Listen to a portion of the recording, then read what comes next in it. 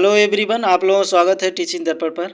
आज के वीडियो में आपका स्वागत है फ्रेंड। इसमें कंप्लीट कर रहे थे एनसीईआरटी सार संग्रह, जो कि वन लाइनर फॉर्म में दिया गया है, जो सभी एग्जाम के लिए बहुत ही इंपॉर्टेंट है। आप किसी भी एग्जाम की प्रिपरेशन कर रहे हो, सभी के लिए महत्वपूर्ण बुक है एनसीईआरटी सार संग्रह।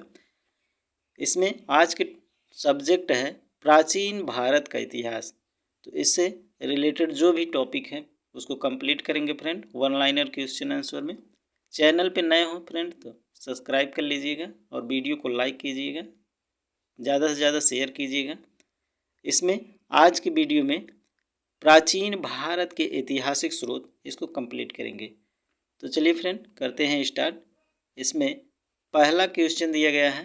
पहला क्वेश्चन का इस इतिहास के बारे में पूछा गया है कि इतिहास किसे कहते हैं। किसी व्यक्ति, समाज अथवा देश से संबंधित महत्वपूर्ण विशेषित व सार्वजनिक क्षेत्र की घटनाओं, तथ्यों आदि का कालक्रमिक विवरण, क्रोनोलॉजिकल डिस्क्रिप्शन इतिहास हिस्टोरी कहलाता है। तो इस पॉइंट को क्लियर कर लीजिएगा। किसी व्यक्ति, समाज अथवा देश से संबंधित महत्वपूर्ण विशिष्ट व सार्वजनिक क्षेत्र की घटनाओं, तथ्यों आदि के कालक्रमिक विवरण इतिहास कहलाता है। स्पष्ट हो गया होगा। इतिहास का पिता, फादर ऑफ हिस्टोरी किसे कहा जाता है? तो हेरोडोटस को कहा जाता है। प्राचीन भारत के इतिहास से संबंधित प्रथम वास्तविक पुस्तक किसे माना जाता है? तो रजत रंगड़ी को माना जाता है। इसके लेखक यदि पूछे तो कल्हड़ हो जाएंगे। उत्कीर्ण चिन्ह वाले प्राचीनतम सिक्के क्या कहलाते हैं? तो आहत सिक्के, पंच मार्क कॉन्स कहलाते हैं। सिक्कों के अध्ययन को मुद्रा शास्त्र कहा जाता है। भारत में प्रागैतिहासिक खोज प्रारंभ करने का श्रेय किसे दिया जाता है? तो डॉक्टर प्राइमरोज को दिया जाता है।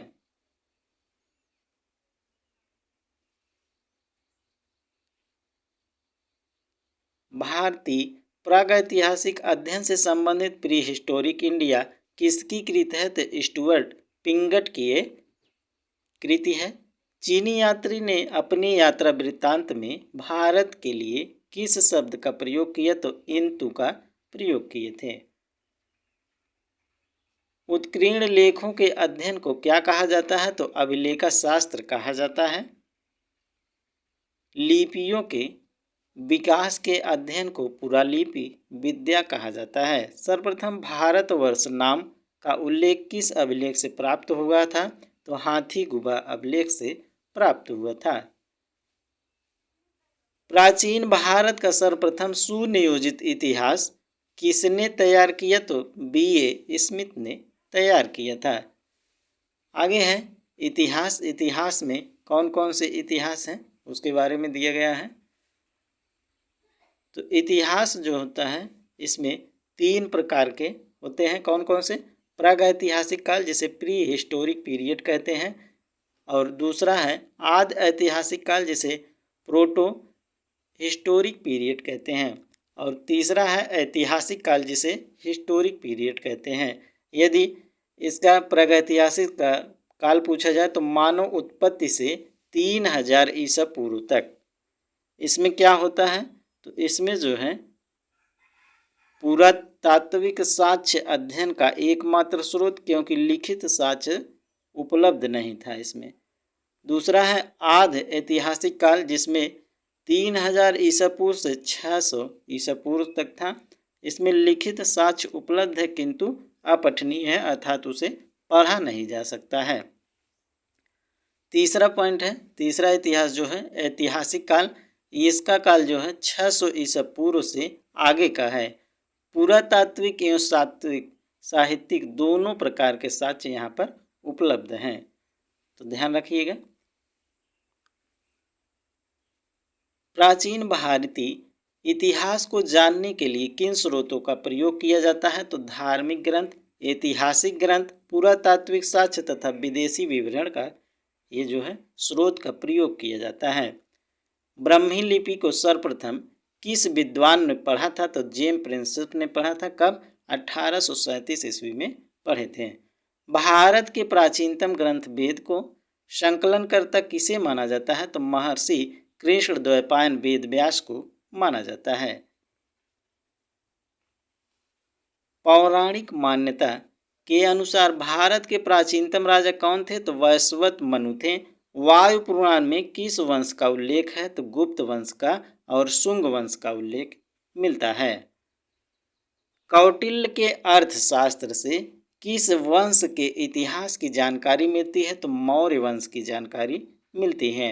जैन धर्म का प्रारंभिक इतिहास किस ग्रंथ से प्राप्त होता है? तो कल्पसूत्र से प्राप्त होता है।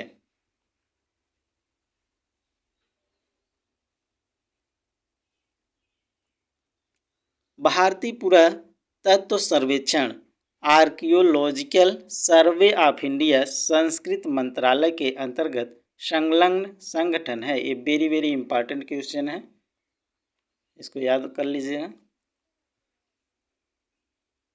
मत्स्य पुराण किस वंश से संबंधित है? तो आद्य सातवाहन वंश से संबंधित है। विष्णु पुराण किस वंश से संबंधित ग्रंथ है? तो मौर्य वंश से संबंधित ग्रंथ है। खगोष्ठी लिपि किस प्रकार लिखी जाती है? तो दाएं से बाएं की ओर लिखी जाती है। नारद स्मृति से किस वंश के विषय में जानकारी मिलती है? तो गुप्त वंश के विषय में जानकारी मिलती है। स्मृति ग्रंथ में सबसे प्राचीन एवं प्रमाणिक पुस्तक कौन सी मानी जाती है? तो मनु स्मृति मानी जाती है। शुंग काल का मानक ग्रंथ किसे कहा जाता है? तो मनुस्मृति को कहा जाता है। शुंग काल का मानक ग्रंथ किसे कहा जाता है? तो मनुस्मृति को कहा जाता है। स्त्री को पुरुष की अर्धांगिनी किस ग्रंथ में कहा गया है? तो शतपथ ब्राह्मण में कहा गया है। महाभारत का प्रारंभिक उल्लेख अश्वालायन गृहसूत्र से मिलता है। प्रारंभ में इसमें मात्र 8,800 श्लोक थे और इसका नाम जय संहिता था। कुछ समय पश्चात यह बढ़कर 24,000 श्लोक हो गया है और भारत नाम से प्रसिद्ध हुआ। अंत में 1,00,000 श्लोक होने के कारण इसे सहस्राश्री संहिता या महाभारत कहा जाने लगा। पुरालेख विद्या से क्या अभिप्राय है? तो शिलालेखों का अध्ययन पुरालेख विद्या कहलाता है। पुरावशेष का महानतम अन्वेषण किसे माना गया? तो डार्विन को माना गया। इब्न बतूता का यात्रा वृत्तांत किस नाम से प्रसिद्ध है? तो रेहला से प्रसिद्ध है। इब्न बतूता कहाँ के निवासी थे? तो मोरक्को के निवासी थे। यह बीपीएससी टीआरई 3 में पूछा गया क्वेश्चन है। वेनसांग ने किस विश्वविद्यालय में बौद्ध धर्म का अध्ययन किए थे? तो नालंदा विश्वविद्यालय में ये अध्ययन किए थे। आगे दिया गया है प्रमुख अभिलेख और शासक। अभिलेख एक तरफ, दूसरी तरफ शासक दिया गया। हाथी गुफा अभिलेख यदि पूछा जाए तो कलिंग नरेश खारवेल ने यहाँ के शासक थे। एहोल अभिलेख के पुलकेशिन द्रुति थे। नासिक अभिलेख के गौतमी बलश्री थे। जूनागढ़ अभिलेख के तो ये रुद्रदामन थे और प्रयाग स्तंभ अभिलेख के समुद्रगुप्त थे। मंदसौर अभिलेख के मालवा नरेश यशोवर्मन थे। ग्वालियर अभिलेख के प्रतिहार नरेश भोज थे। देवपाड़ा अभिलेख बंगाल शासक विजयसेन थे। भीतरी व जूनागढ़ अभिलेख स्कंदगुप्त थे। बौद्ध स्तंभ लेख से किसकी जानकारी मिलती है? तो शुंग काल की जानकारी मिलती है। वेनसांग ने अपनी यात्रा वृत्तांत का वर्णन किस पुस्तक में किया है? तो सी यूकी में किए हैं। अरबी भाषा की पुस्तक किताब उल हिंद की रचना किसने की थी? तो अलबरूनी ने की थी। मोरक्को का यात्री इब्न बतूता भारत में मोहम्मद बिन तुगलक के दरबार में आया था तथा तुगलक ने उसे अपनी दिल्ली का काजी नियुक्त किया था। वेरी वेरी इंपॉर्टेंट फैक्ट है यहाँ से। मोरक्को का यात्री कौन था? तो इब्न बतूता था, जो कि किसके काल में आया था? तो मोहम्मद बिन तुगलक के दरबार में आया था। तुगलक ने उसे दिल्ली का काजी नियुक्त किए थे। मार्को पोलो द्वारा किस राज्य की यात्रा का उल्लेख मिलता है? तो पांड्य राज्य की यात्रा का उल्लेख मिलता है। पतंजलि के महाभाष्य से किस वंश के इतिहास का पता चलता है? तो शुंग वंश का इतिहास का पता चलता है। आगे दिया गया है चीनी लेखकों का वर्णन। तो कौन कौन से हैं, कहाँ से हैं, ये सभी वर्णन यहाँ पर दिए गए हैं जो कि बहुत ही इम्पोर्टेंट है। लेखक दिया गया है, समय दिया गया है, रचनाएं और यात्री विवरण दिए गए हैं। यदि फायान की पूछा जाए तो 399 414 ईस्वी तक ये जो है रचनाएं भारत दशा का विवरण है। और यात्री विवरण जो है यह प्रथम चीनी यात्री था जिसने समुद्रगुप्त द्वितीय विक्रमादित्य के समय भारत की यात्रा की थी। इसने गुप्त काल में वस्तु विनिमय का माध्यम कौड़ियाँ तथा चंद्रगुप्त मौर्य के राज प्रसाद राजमहल को देव निर्मित बताया है। अगले हैं वेनसांग जो कि 629 से 445 ईस्वी। रचनाएं इनकी सीयूकी है, पाश्चात्य संस्कार के लेख हैं। वेनसांग सम्राट हर्षवर्धन के समय भारत आया और इसने हर्ष को शिलादित्य की उपाधि से विभूषित किया। इसे यात्रियों का राजकुमार, शाक्य मुनि, नीति का पांडियन कहा जाता है। अगले हैं इत्सिंग। इत्सिंग जो है 773 से 675 ईस्वी में समय था इनका, और जो प्रसिद्ध बौद्ध भिक्षुओं की आत्मकथाएं जो हैं लिखते थे। चीनी बौद्ध यात्री जो नालंदा विश्वविद्यालय में अध्ययनरत रहा। इत्सिंग जो हैं ये चीनी बौद्ध यात्री थे जो कि नालंदा विश्वविद्यालय में अध्ययन किए थे। सती प्रथा का प्रथम लिखित साक्ष्य 510 ईस्वी के भानुगुप्त के एरण अभिलेख से प्राप्त होता है। अगला टॉपिक है पाषाण काल। पाषाण काल में जिसे क्या कहते हैं, स्टोन एज कहते हैं। तो पाषाण काल जो है 3 प्रकार के हैं। कौन कौन से? पूरा पाषाण काल जिसे पीलियोलिथिक एज कहते हैं, मध्य पाषाण काल मीजोलिथिक एज, और नव पाषाण काल नियोलिथिक एज। तो पूरा पाषाण काल जो कि 26 लाख से 9000 ईसा पूर्व है इसका समय, और मध्य पाषाण काल का 9000 ईसा पूर्व से 4000 ईसा पूर्व इसका समय काल है।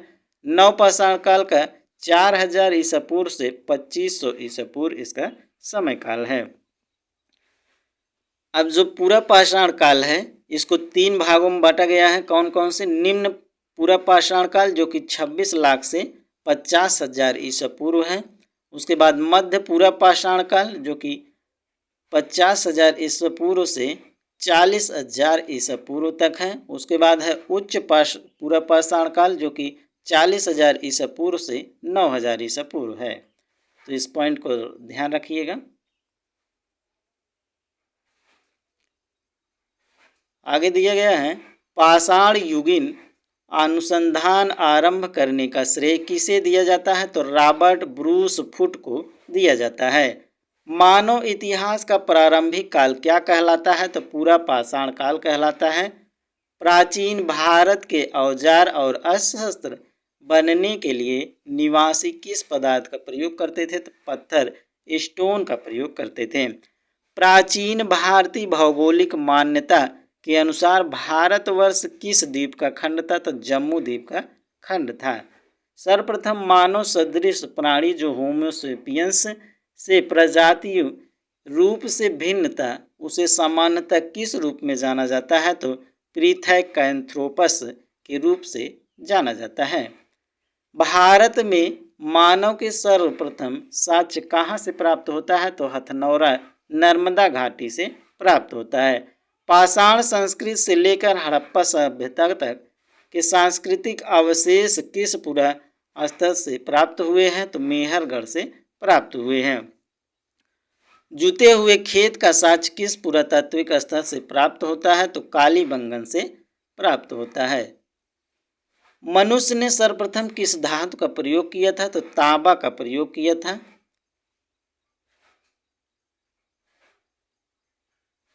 बृहद पाषाण काल स्मारकों की पहचान किस रूप में की गई? तो मृतकों को दफनाने के स्थान के रूप में की गई। प्राचीनतम अस्थायी जीवन के प्रमाण कहाँ से प्राप्त हुए? तो मेहरगढ़ से प्राप्त हुए हैं। प्रस्तर युग स्टोन एज के लोग के पास प्रथम घरेलू पशु कौन था? तो कुत्ता था। उत्खनित प्रमाणों के अनुसार पशुपालन का प्रारंभ किस काल से माना जाता है? तो मध्य पाषाण काल से माना जाता है। मध्य पाषाण काल में पशुपालन के प्राचीनतम साक्ष्य कहाँ मिले थे? तो अहमदगढ़, आदमगढ़ से मिले थे। मानव द्वारा खाद्यान्नों की कृषि सर्वप्रथम किस काल में प्रारंभ हुई? तो नवपाषाण काल में प्रारंभ हुई थी। मानव द्वारा प्रयोग में लाया जाने वाला प्रथम अनाज कौन सा था? तो जौ था। चालकोलिथिक युग को किस अन्य नाम से जाना जाता है? तो ताम्रपाषाण युग के नाम से जाना जाता है। भारतीय पुरातत्व सर्वेक्षण किस मंत्रालय का संलग्न कार्यालय है? तो संस्कृत मंत्रालय का है।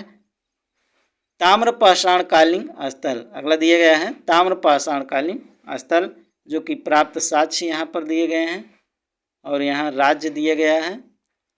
उसके बाद दिया गया है स्थल।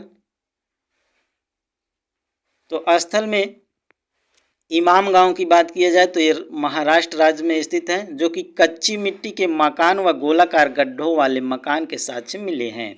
दायमाबाद जो कि महाराष्ट्र में स्थित है, इसमें कलश सावधान तथा कलश को घरों के फर्श के नीचे रखने का प्रमाण सबसे बड़ा ताम्रपाषाणिक स्थल है।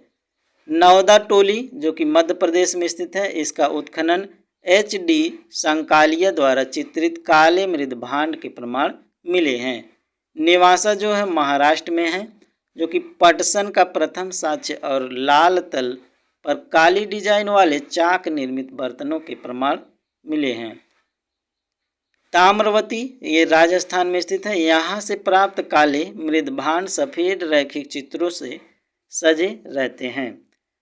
नवपाषाण शब्द का सर्वप्रथम प्रयोग वर्ष 1865 में सर जॉन लुम्बाक ने किया था। तो इस पॉइंट को ध्यान रखिएगा फ्रेंड। भारतीय पुरातत्व सर्वेक्षण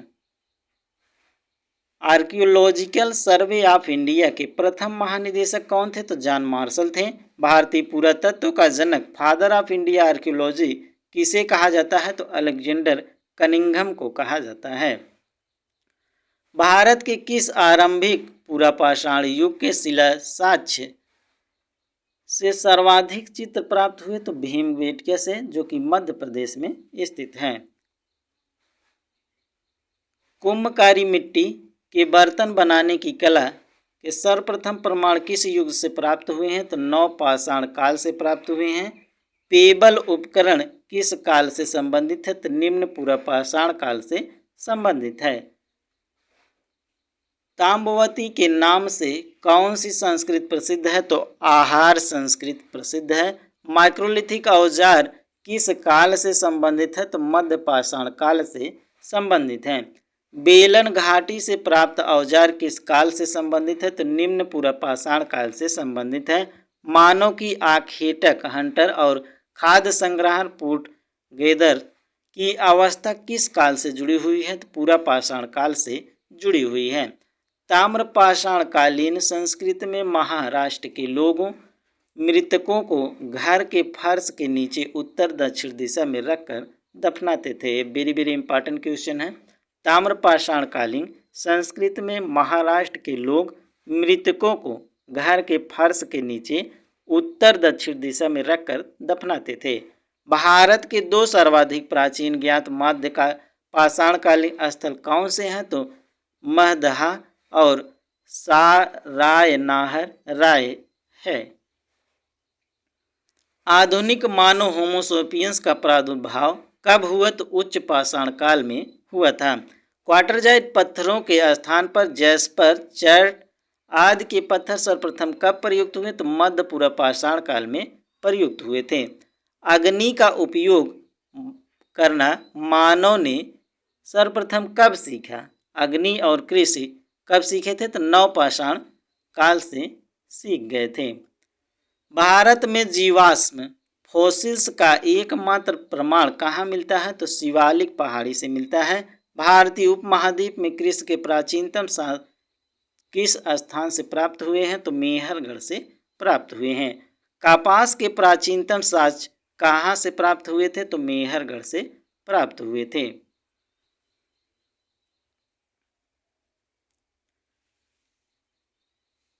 हड्डी निर्मित उपकरण किस भारतीय पुरातत्व स्थल से प्राप्त हुए हैं? तो सराय नाहर राय से प्राप्त हुए हैं। गौरिक मृद भांड पात्र का नामकरण कहाँ से हुआ था? तो हस्तिनापुर से हुआ था। सिंधु घाटी सभ्यता के मुख्य स्थल मोहनजोदड़ो, चाहुंदड़ो, सुंदरगढ़ और हड़प्पा तथा कोटदीजी वर्तमान में पाकिस्तान में स्थित है। यहाँ से क्वेश्चन बनता है, इसको ध्यान रखिएगा। आगे दिया गया है नवपाषाण कालीन स्थल। एक तरफ स्थल दिया गया है, दूसरी तरफ राज्य दिया गया है। बात करें बुर्ज होम जो कि कश्मीर में स्थित है, ये कब्रों में मालिक के साथ कुत्ते दफनाने के साक्ष्य प्राप्त हुए हैं।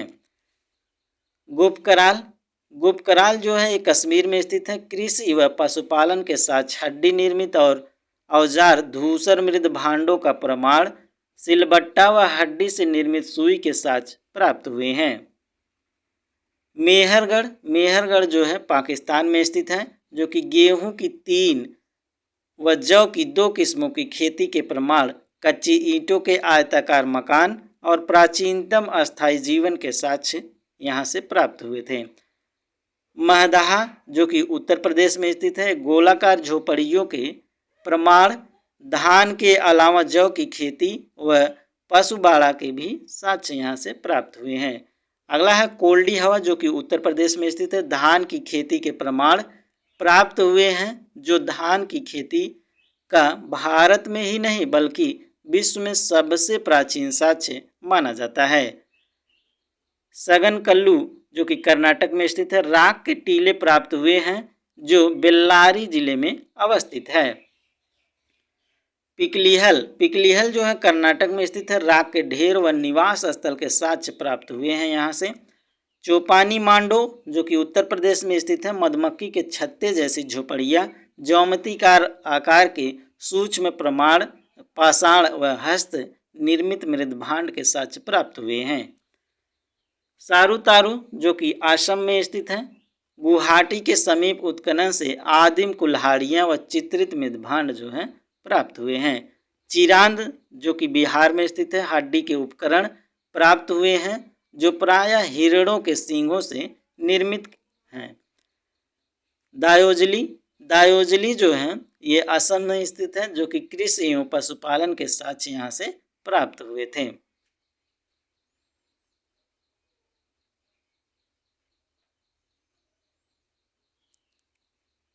नवदा टोली नामक ताम्र प्रसारणिक स्थल का उत्खनन एच.डी.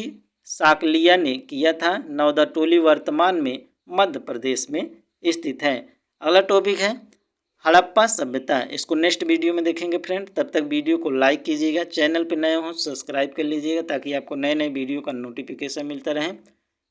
और टेलीग्राम ज्वाइन कर लीजिएगा फ्रेंड, टीचिंग दर्पण, ताकि आपको नए नए वीडियो का जो PDF है वहाँ पर शेयर होता है, तो आप लोग वहाँ से डाउनलोड कर लीजिएगा।